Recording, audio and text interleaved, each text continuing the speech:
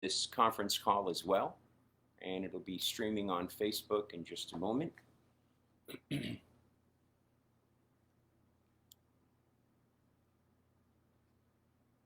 I think we're on.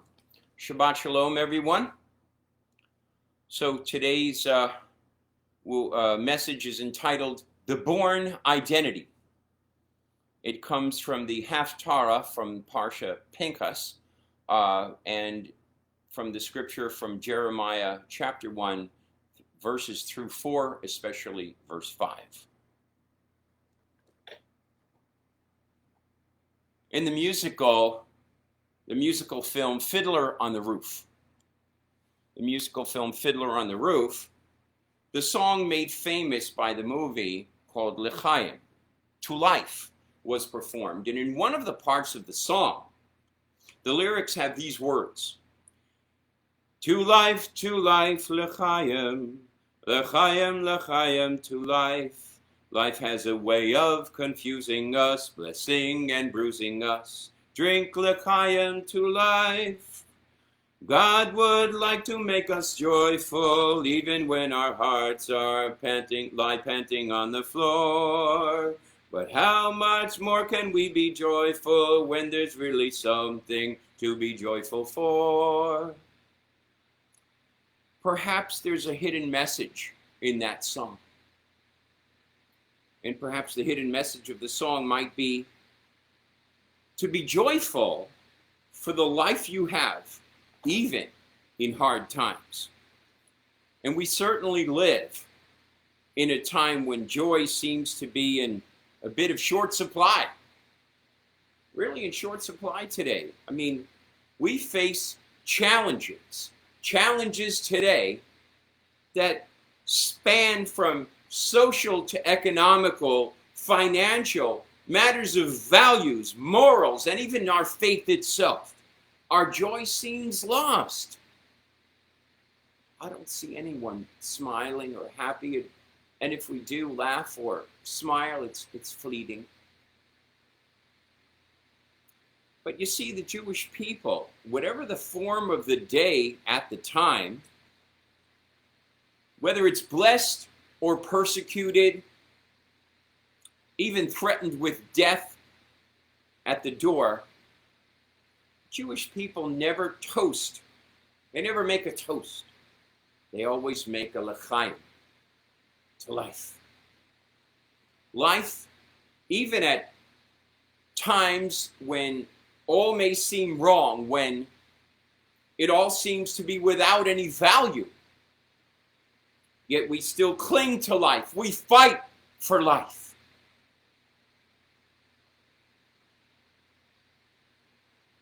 Why is that then?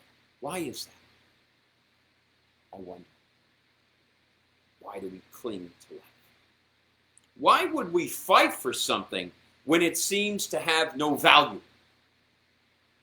Because in our deepest heart, in the essence of our soul, we know that our life has value,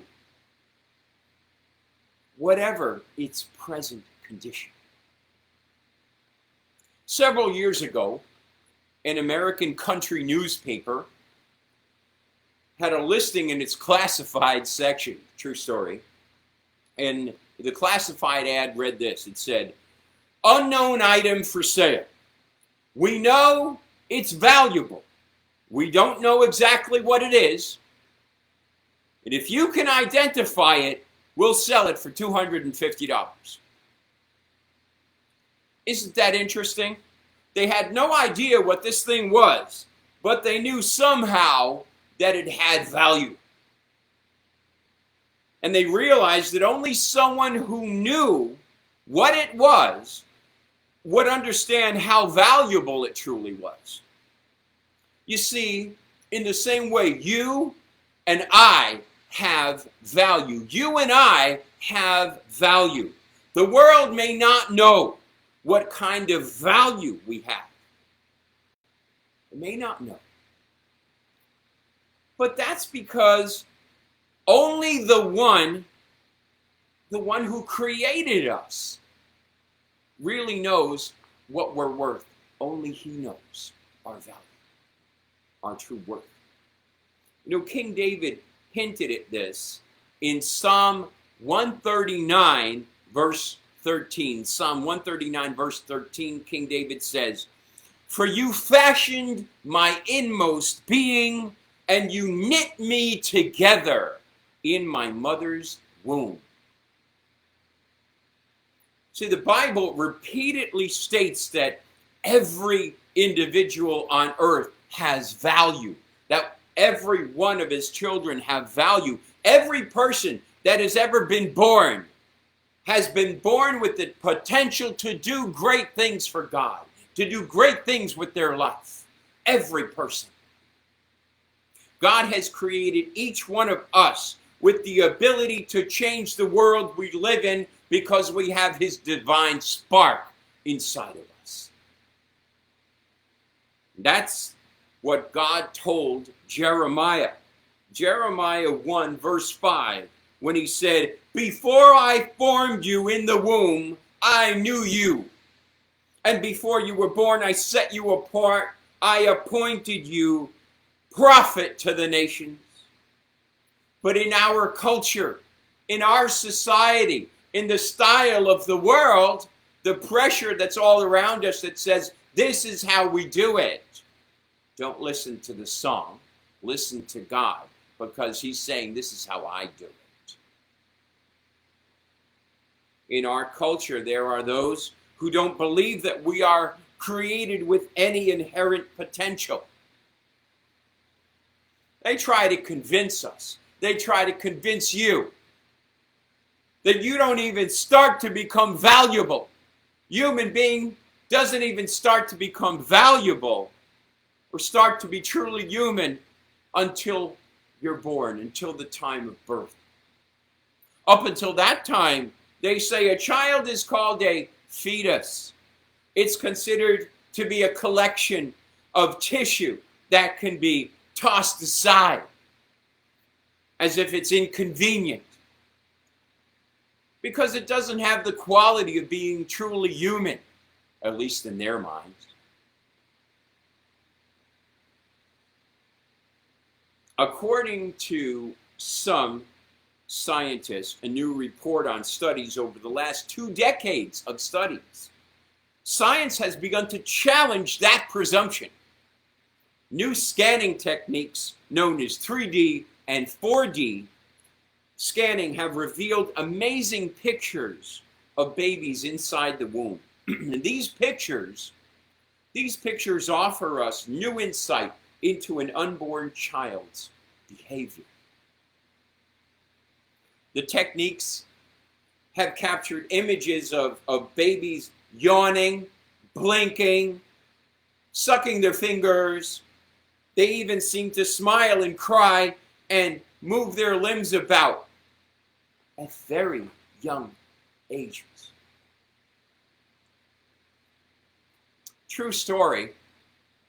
Famous photographer known as Michael Clancy was once a pro-choice advocate. Abortion, abortion, abortion. It's the woman's right to choose. He quickly changed over to being pro-life when he filmed an operation of a 14-week-old fetus known as Samuel Armas. Samuel was being operated on in his mother's womb to correct a condition known as spina bifida. He was only 14 weeks old. You know, the time they went in New York, they feel, hey, it's just a fetus, it's not really human, go ahead and throw it in the trash. If it's not dead when it comes out, by all means kill it. And that is their idea of fair play, of right. Just as the doctor was closing the womb, the little 14-week-old child's finger, his hand, reached out and grabbed the doctor's finger. Clancy, the photographer, said that it was that action by a 14-week-old so-called fetus that made him realize this was indeed a child. pro-abortion advocates have gone even further than just saying the fetus is a mass of inhuman tissue. They've argued that if a child faces the potential of deformity or social misfortune, then the parents should seriously consider aborting the child. If the child has the prospect of growing up physically or socially impaired, abortion rights advocates would point out that these factors are good reasons for a fetus to be torn from the womb. The reason? They say such a child would have no chance to have a good life, according to them. Such a child would have no true value in the world. Really. Here's a series of examples that were put together of how this thinking would play out. Case number one. I think we have 3 cases here on this study. Case number 1. There was a man and his wife who were very, very poor. Incredibly poor. As they used to say in the old days, they were dirt poor. They had emigrated to the United States from Minsk in Belarus in 1906. They already had 2 children with them. They had 2 more in the U.S. in abject poverty. And though extremely poor, trying to make a new life in a new country and in a new language, instead of abortion, they chose to have the additional 2 children. And even before abortion was legal in this country, even before abortion was a popular thing to do among the ungodly, abortion goes back to ancient time, the time of the Egyptians. The Greeks had it. The Romans practiced it. There was everything from instruments and knives and such as Philo, Josephus writes about various instruments that the Romans had for abortions. And even before they had those type of instruments, they had various types of herbs and things that you would take, that a person would take in order to void that pregnancy. These people chose to have 2 more children, even in poverty. Now, here's a question. Considering their poverty, and they already had 2 children, that's 4 mouths to feed in a new country, in a new language, in a new life, trying to find everything from a job to a place to live after they come out of Ellis Island. Would you consider recommending an abortion? Well, one of these last 2 children was Moses Meshaloff. Rabbi Meshaloff became one of the most influential and dynamic rabbis of his time. Senior rabbi in Miami, Florida, senior rabbi in Chicago, and in Chicago, he was even called in by the mayor to pray for the city. They even asked him, of all people around, when they heard that the Pope had fell ill and might die, they asked a Jewish Orthodox rabbi to pray for him, and he offered an ecumenical prayer. He was on Chicago City Council of Race Relations and Equality. A great man who only lived and became all that he could be because his parents chose to preserve life. They were pro-life and not pro-choice. Case number 2. The father was sick with a bad cold. Very, very bad. Very sick. The mother had tuberculosis. They have 4 children already. The first kid is blind. The second one is dead. The third one is deaf. The 4th has tuberculosis. She finds out she's pregnant again. Given their extreme situation, would you consider recommending an abortion? This mother's 5th child was named Ludwig van Beethoven. because she chose to bring that child in the world, even though everything that she was facing, even death, she chose to have that baby because it was God's will that she had the baby. And he became one of the most famous composers in the history of the world. Beethoven. Imagine a world without Beethoven.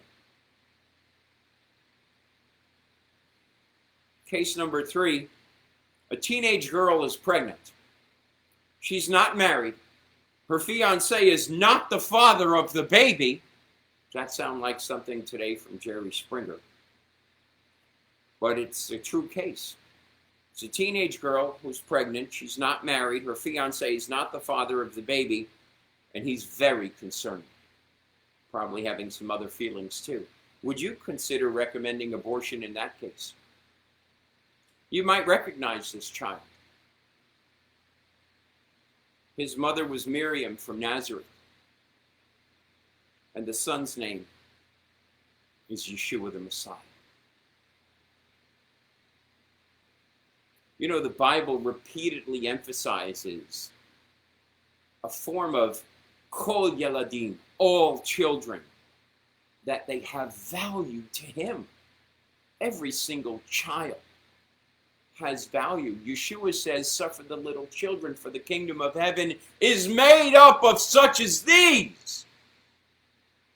Every single child has value in God's eyes. Every single child has potential. Every single child is created in the image of God and is filled with infinite possibilities.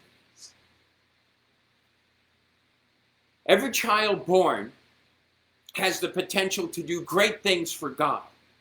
God tells us that when we become believers in Yeshua, that we become, I'm going to quote Ephesians chapter 2, verse 10 here, we become his workmanship, created in Messiah Yeshua for good deeds, which God prepared beforehand so we might walk in them.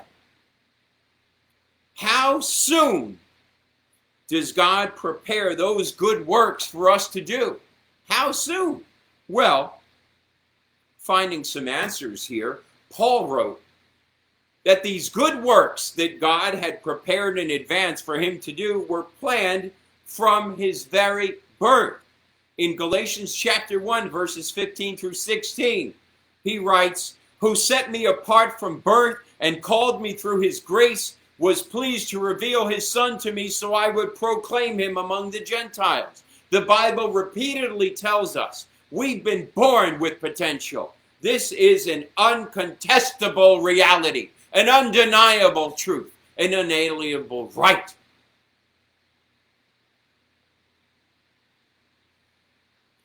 But from the day of our birth until this point in our lives, I have to tell you that the question is not, do you and I have potential? The question is, do we believe that we have potential? Do we believe that we have that kind of value that God has given us?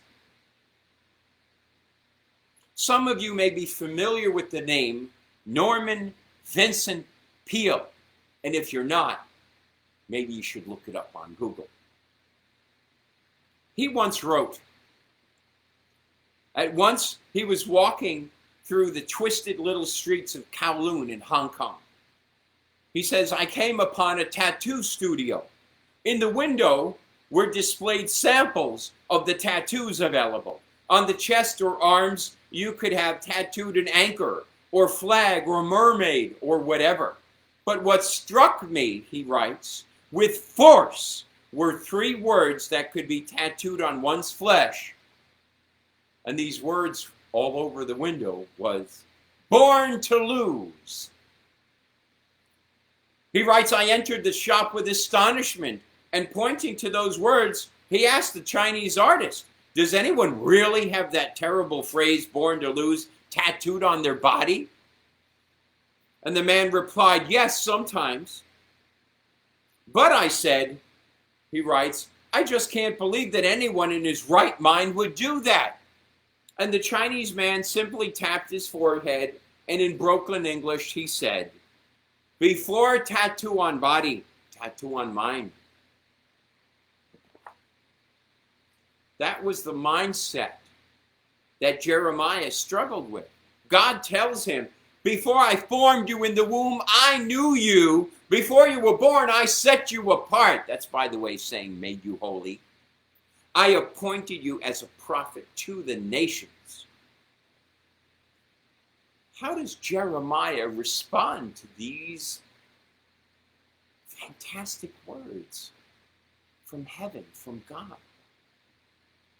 In Jeremiah 1 verse 6, here's what he says. Oh, Adonai Elohim, I don't even know how to speak. I am just a child.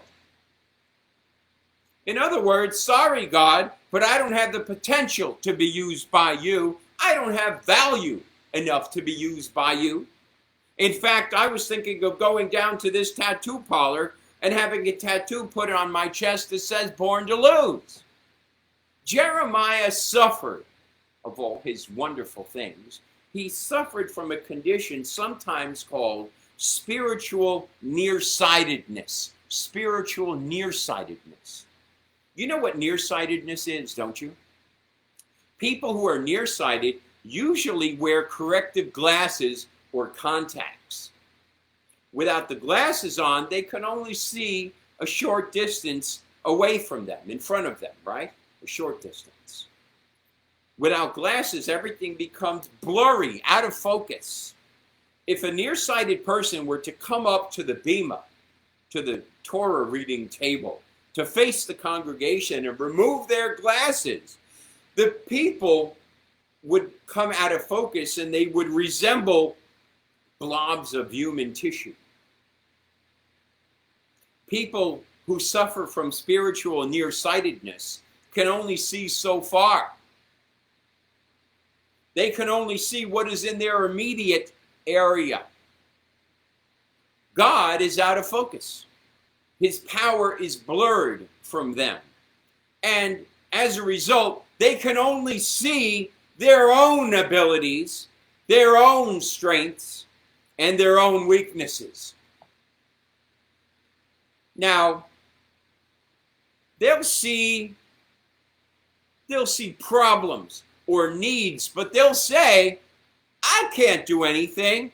I'm too uneducated in that issue. I'm too poor. I'm too untalented. I'm too ungifted. Just like Jeremiah, we say to our God, I am but a child in my spirituality, and I can't do much. But God responds, saying, quit looking at this as if it all depends upon you. In verses 7 to 9 of Jeremiah 1, verses 7 to 9, God responds to Jeremiah by saying this. Don't say, I am a child, for you must go to whomever I send you, and you must say whatever I command you. Do not be afraid of them, for I am with you and will rescue you, says Adonai. And then Adonai reached out his hand and touched my mouth and said to me, there I have put my words in your mouth. Wow.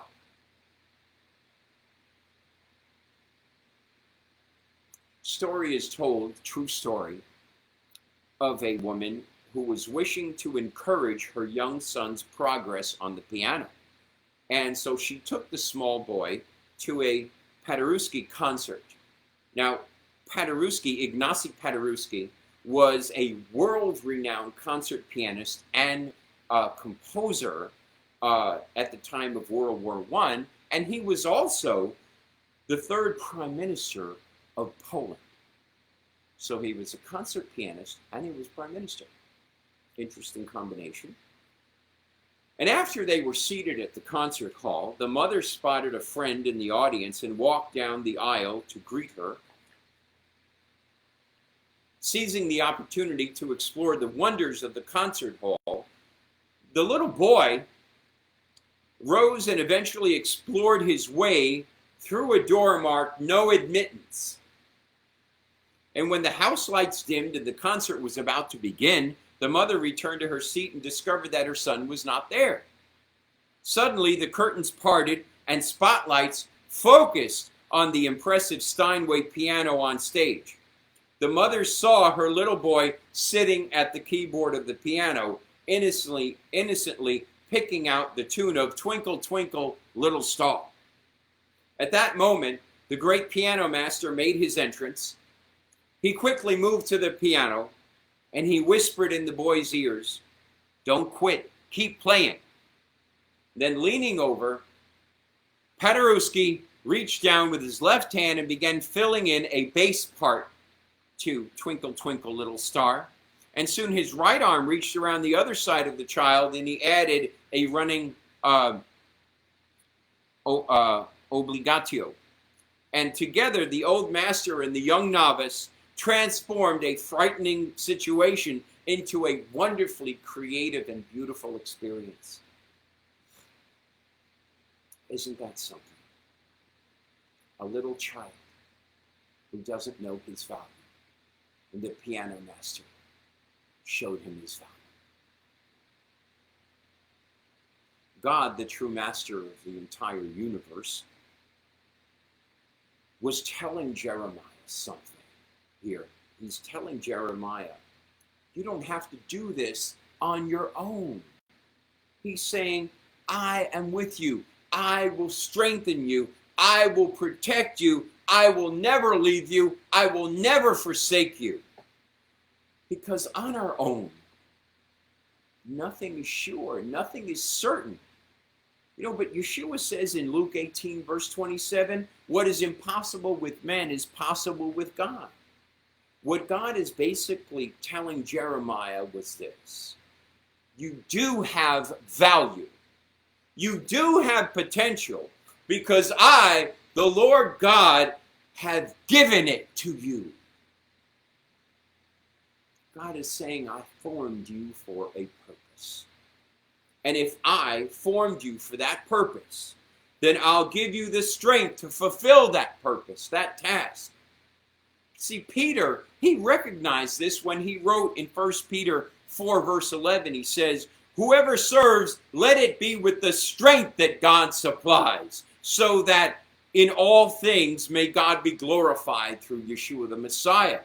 The cure for spiritual nearsightedness is corrective lenses, spiritual glasses that focus on God and see what He is capable of providing.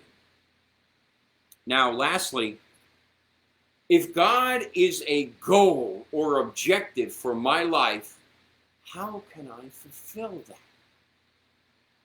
How can I be the type of person that God created me to be? How can I see the value in me that He has put there?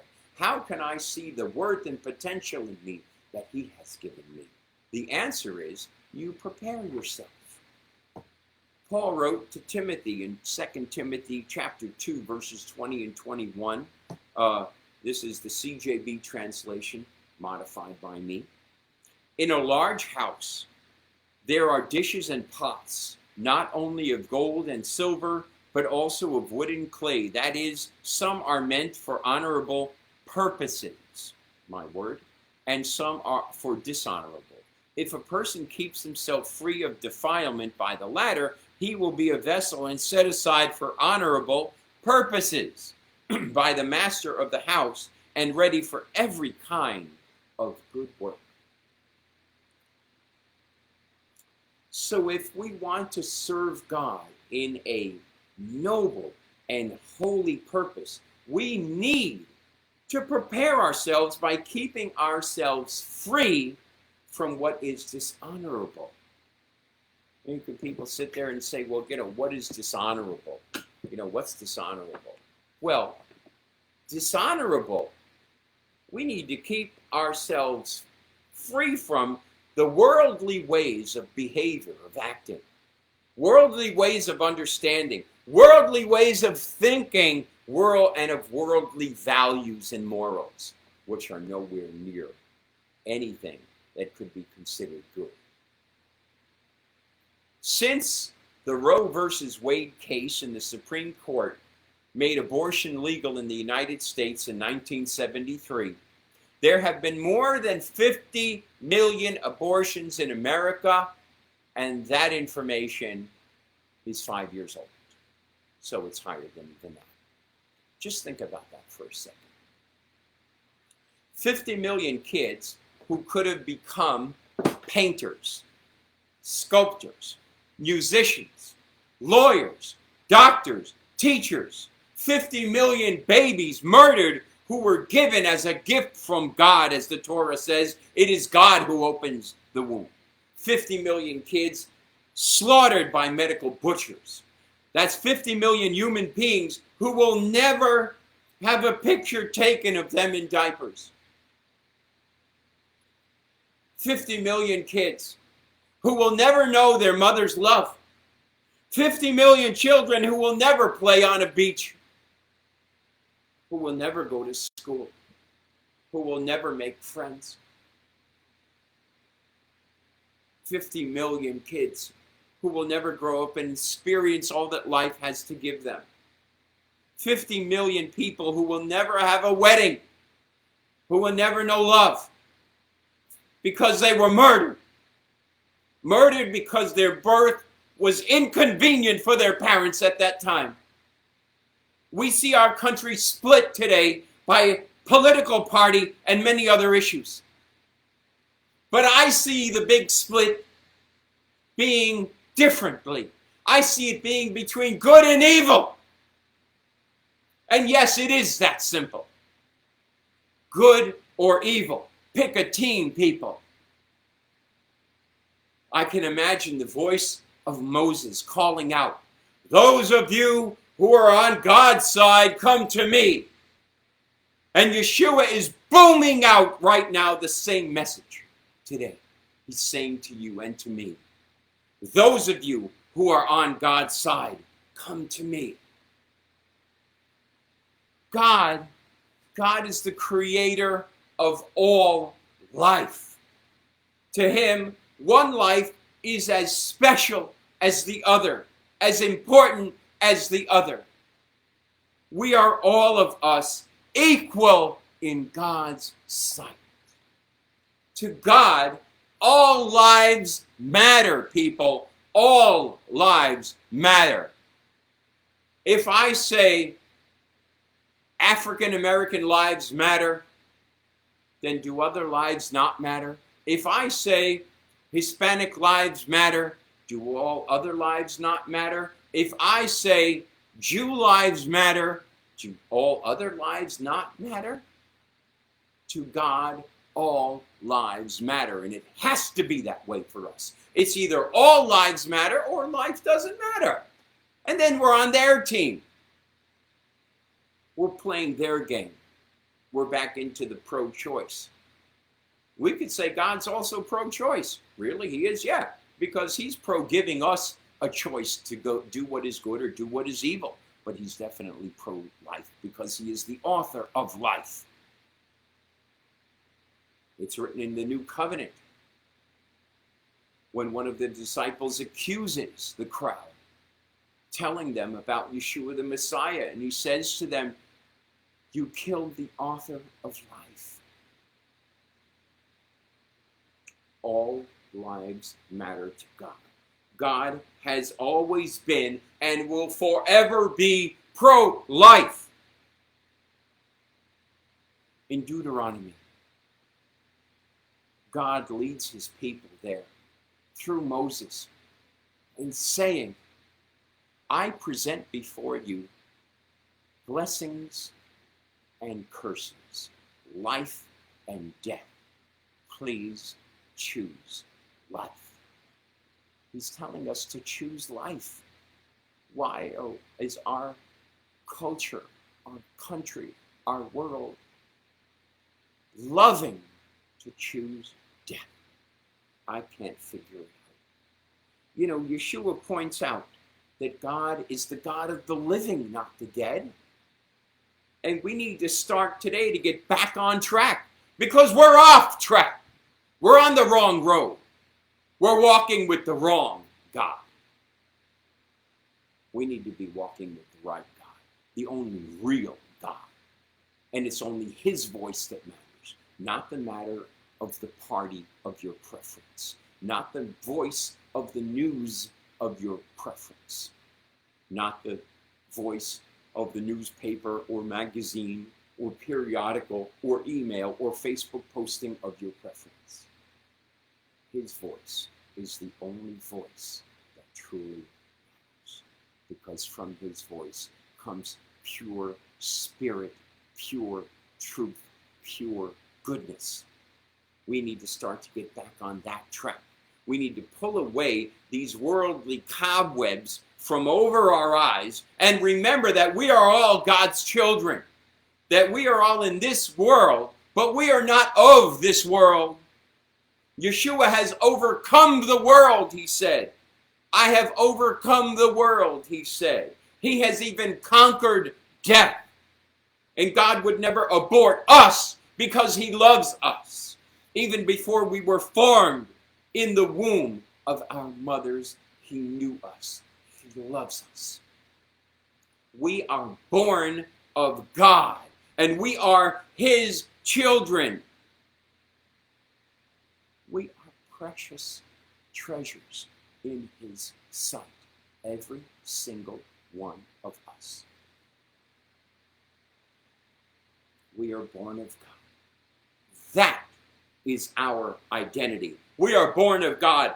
That is the born identity. Yeshua lives in us because God lives in us, because God loves us. We are born of him, not of this world. That is the born identity. That is our identity. We are citizens of heaven. We are God's own treasure. We are Yeshua's brothers and sisters. We are co-heirs in the kingdom. So do yourselves a favor and get back on track. Pour yourself a cup of wine or a cup of grape juice and celebrate God in your life and in your heart. Don't do a toast. Just lift the cup up and make a l'chaim to life. Because all lives matter to him. So we say l'chaim to life.